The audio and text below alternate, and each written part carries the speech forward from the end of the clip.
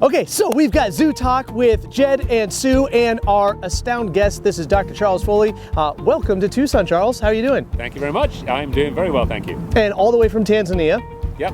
And we have some exciting news in that Sue and I are actually going to be headed to Tanzania, to the Tarangire National Park. Are you excited, Sue? I'm way excited. Now, what we wanted to do is we wanted to put together a little bit of a video and let our guests, our viewers, actually you guys follow us on our journey. It's very exciting.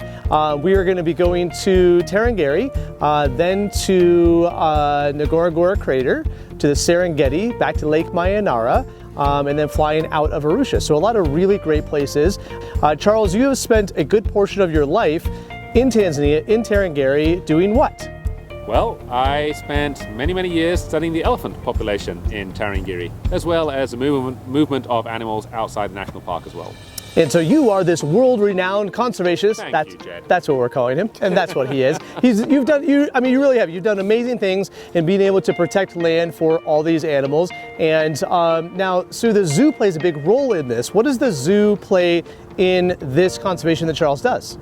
Well, we share all the information that he learns out in wild with our zoo guests. So every time our guests come to the zoo, we can tell them about the herd here at Reid Park, but also their wild counterparts. Now, Charles, why is this area so unique for wildlife? Why this area to protect it?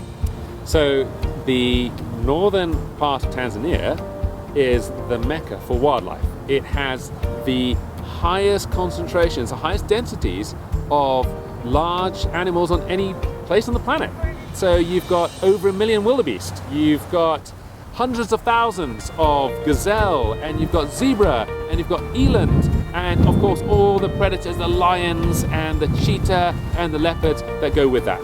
So the people who go on the safari are going to see some amazing things in one of the best places on the planet for wildlife. Yeah, and I'm super excited. I know you're super excited as well. 4,000 elephants, Jed. 4,000 elephants, which is amazing. Now, Charles, you're in our backyard here in Tucson, but we're actually going to come there, and you're going to be there to take us around in Tarangire. That's right, absolutely. So I will be over there, and hopefully might even be able to point out an elephant or two. Let's hope so, since you say that there's supposed to be a lot of elephants there. Now, Sue, this is one of your first times to Africa. What are you most excited to be able to see or to do? Well, it's the elephants, Jed, to see so many elephants. But what do you want to see? Well, I have heard that, I want to see elephants too, there's no doubt, but I have heard that the pangolin is a very secluded, reclusive animal that's very hard to see. And I've heard that Charles, who's been there for 30 years, has never seen a wild pangolin. So I want to go as a tourist, and I want to find a wild pangolin to show Charles that they're really there. And maybe a honey badger. Right. And maybe a honey badger. I think a honey badger would be fun. I'll grant you the honey badger, but if you see a pangolin without me, you get tarred and feathered, okay? Nice. That's how So fingers crossed we see a pangolin. For you guys that are interested, again, you can follow us on Facebook. We'll put a link like right there, or maybe YouTube. We'll put a link to our YouTube maybe right there. And you guys can follow us on this adventure. We're going to be doing some vlogs and some stuff for our trip to Africa. So exciting stuff. Let's go. Let's go.